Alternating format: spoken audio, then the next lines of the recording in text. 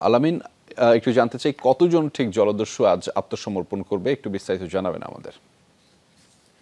Walton fridge কিনে অনেকের মতো আপনিও হয়ে যেতে পারেন মিলেনিয়াল। সেরা পণ্যের সেরা অফার। আপনার প্রথম প্রশ্নের উত্তরটি দিয়ে সর্বমোট 50 জন জলদস্যু আত্মসমর্পণ মহিলা রয়েছেন।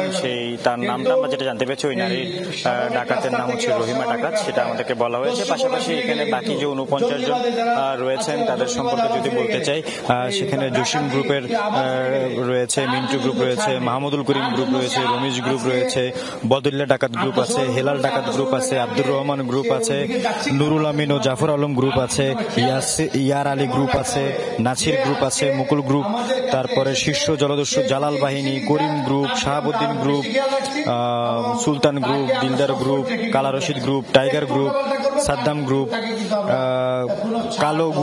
কালো গ্রুপ এবং এইরকম সহ আরো 12 জন,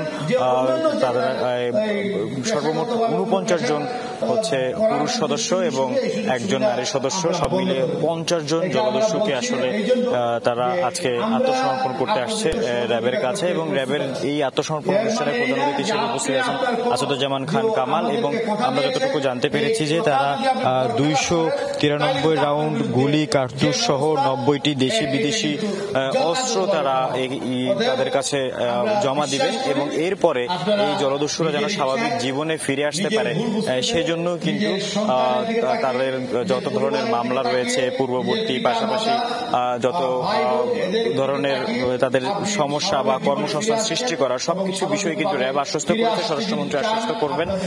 সেটাই আমাদেরকে জানানো হয়েছে যে তাদের স্বাভাবিক জীবনে ফিরে আসছে যে যত ধরনের সহযোগিতার প্রয়োজন সব ধরনের সহযোগিতাই কিন্তু র্যাবের পক্ষ থেকে করা হবে।